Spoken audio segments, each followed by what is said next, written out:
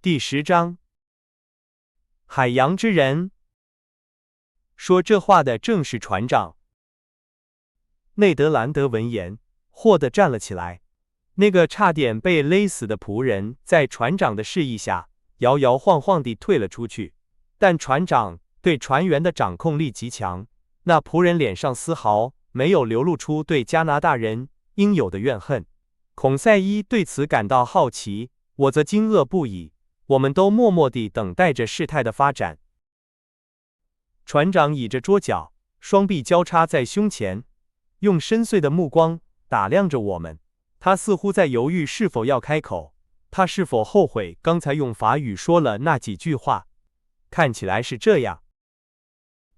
片刻的沉默之后，我们谁也不敢打破这片沉默。他用平静而有力的声音说道：“先生们，我能流利地使用法语、英语、德语和拉丁语。在初次会面时，我本可以回答你们，但我首先想了解你们，然后再做定夺。你们4位的叙述内容大同小异，证实了你们的身份。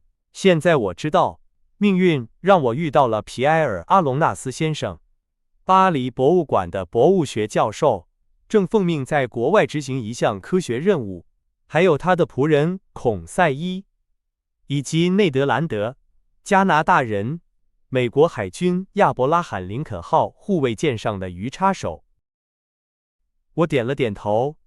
船长并非在提问，因此无需回答。此人言语流畅，不带任何口音，他的措辞清晰，用词准确，口才也相当出众。然而，我并没有从他身上感觉到同胞的气息。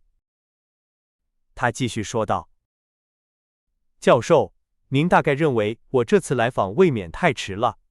这是因为，在知晓了你们的身份后，我想仔细斟酌如何处置你们。我犹豫了很久。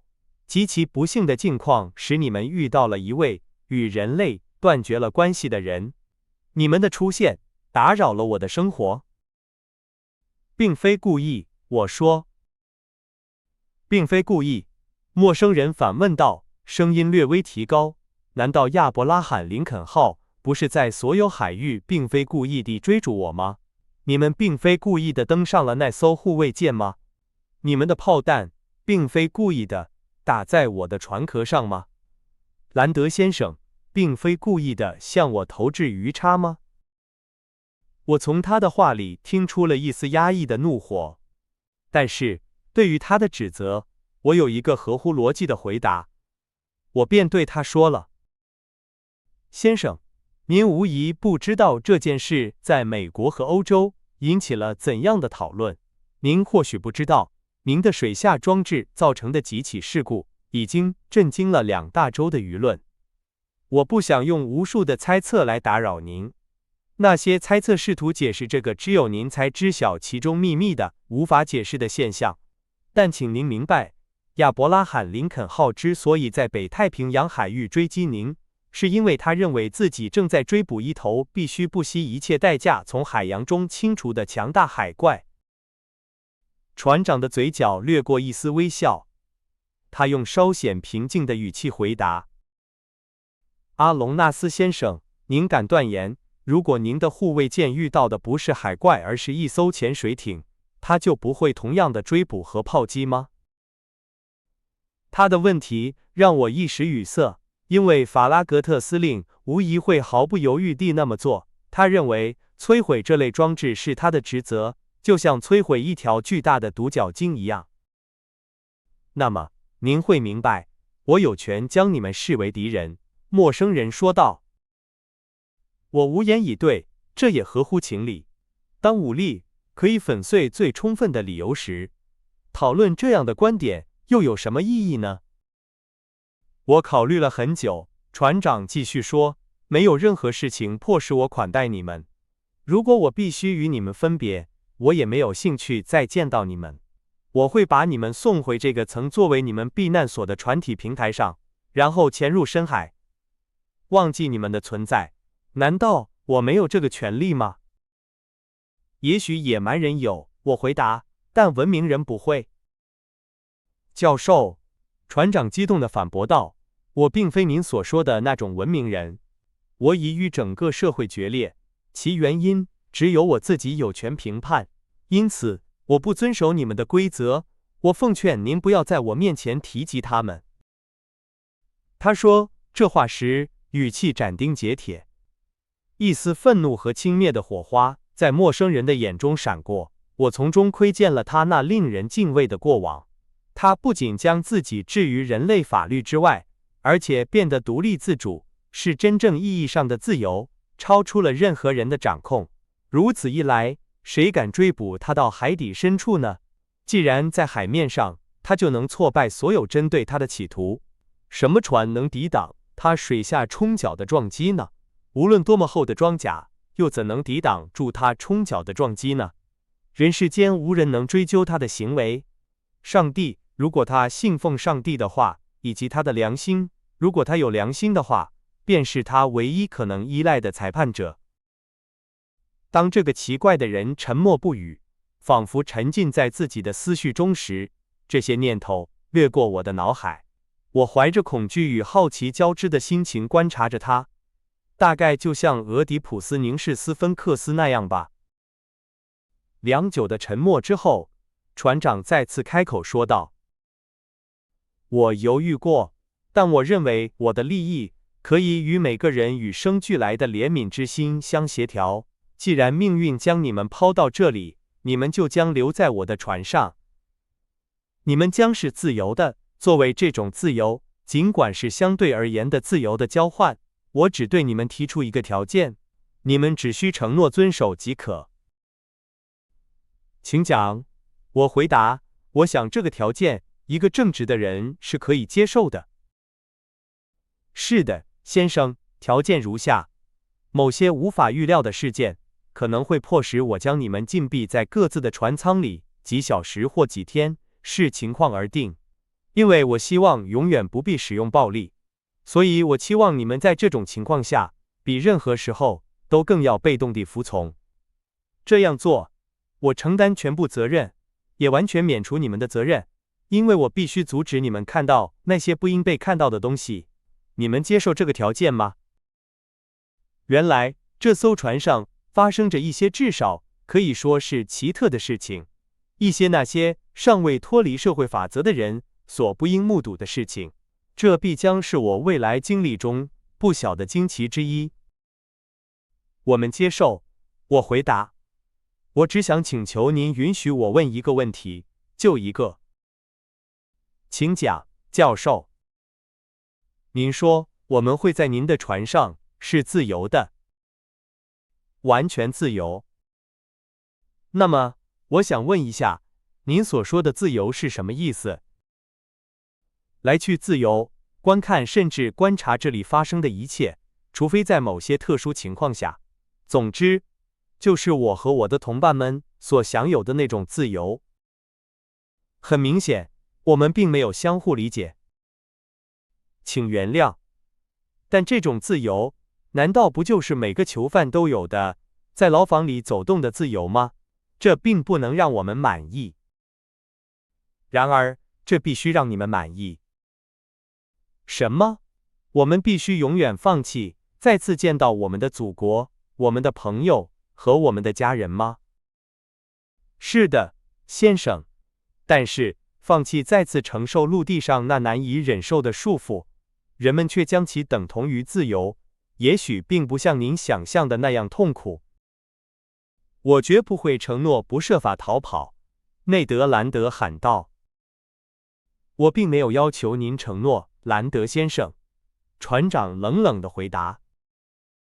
先生，尽管不情愿，我还是愤慨地回答，您这是滥用您对我们的优势地位，这太残酷了。不，先生，这是仁慈。你们是我的战俘，我把你们留在我船上，而我只需一句话，就可以把你们重新抛回海洋深处。你们攻击了我，你们闯来要揭开一个世界上任何人都不能知晓的秘密，我整个存在的秘密。您认为我会把你们送回那个不应再知晓我存在的陆地吗？绝不。留住你们，与其说是提防你们，不如说是为了保护我自己。这些话表明船长的决心已定，任何辩驳都无法改变。所以您只是让我们在生与死之间做出选择。正是如此。朋友们，我说，面对这样一个问题，没有什么可回答的了，但是没有任何承诺能把我们和这艘船的船长绑在一起。没有，陌生人回答。然后他用更温和的语气补充道：现在请允许我说完我必须告诉您的话。我认识您，阿隆纳斯先生，即便您的同伴可能会有所抱怨，但至少您不会有太多理由抱怨命运将您与我联系在一起的安排。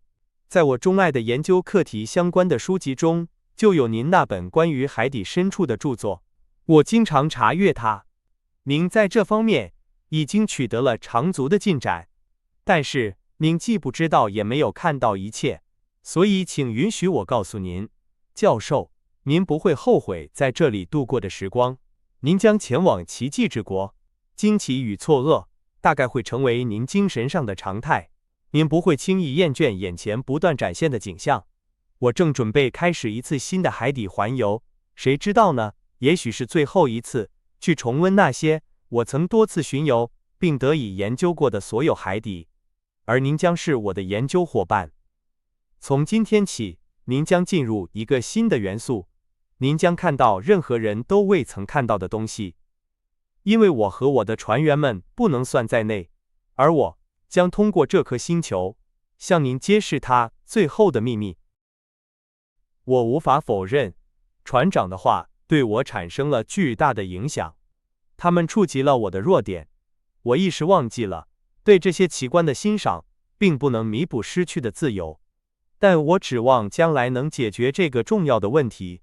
于是我只回答他说：先生，即使您已经与人类决裂，我仍愿相信您并没有抛弃所有的人类情感。我们是蒙您搭救的遇难者，我们不会忘记这一点。就我而言，我并不否认，如果对科学的兴趣能够弥补对自由的渴望，那么我们的相遇将为我带来巨大的补偿。我以为船长会向我伸出手来，以示我们达成协议，但他没有这样做，我为此感到遗憾。最后一个问题，当那个神秘的人物似乎准备离开时，我说：请讲，教授。我该如何称呼您？对你们而言，我只是尼摩船长，而您和您的同伴们，对我来说，只不过是鹦鹉螺号上的乘客。船长叫了一声，一个仆人随即出现。船长用我听不懂的外国话向他下达了命令，然后他转向加拿大人和孔塞伊，对他们说：午餐在你们的船舱里等着，请你们跟这个人去。我绝不会拒绝，鱼叉手回答。孔塞伊和他终于离开了那间他们被关了30个小时的囚室。现在，阿隆纳斯先生，我们的午餐也准备好了，请允许我为您引路。悉听尊便，船长。我跟着尼摩船长穿过门后，沿着一条由电灯照亮的走廊前行。它类似船上的走道，走了大约10米后，第二扇门在我面前打开了。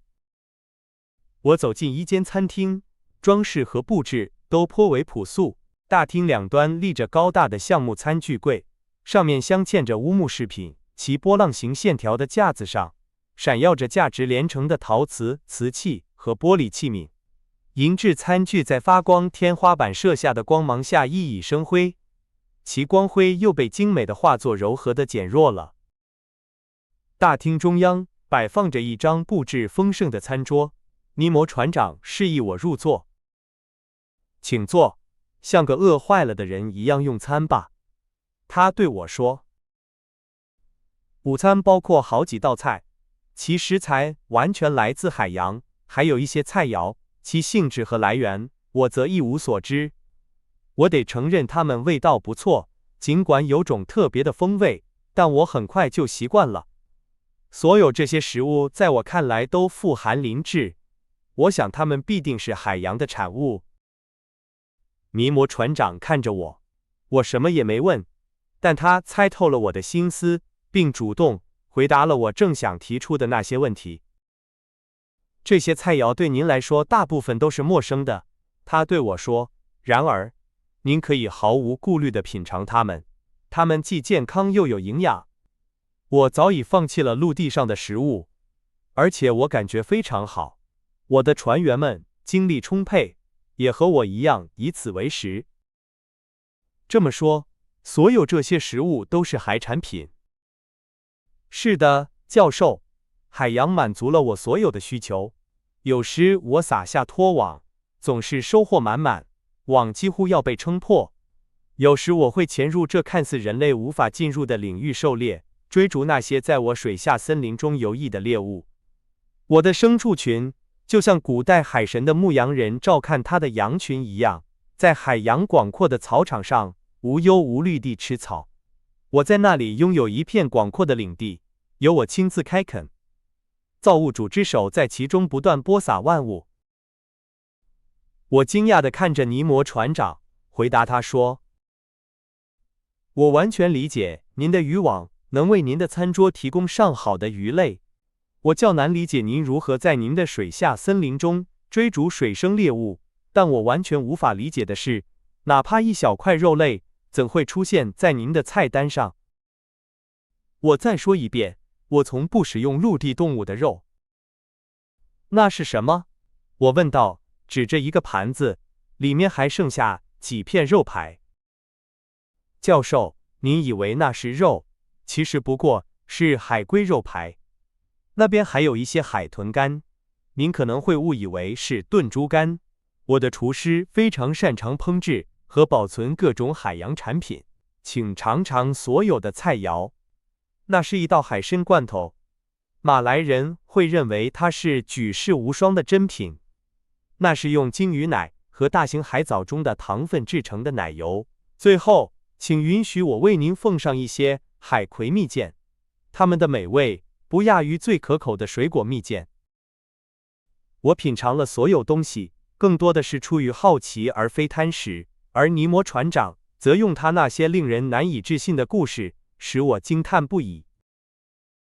海洋，阿隆纳斯先生，这位慷慨无比、取之不尽的母亲，不仅供我食物，还给我衣穿。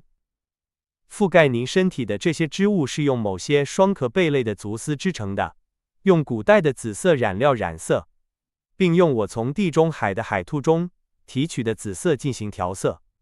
您在浴室里会找到的香水是海洋植物蒸馏的产物。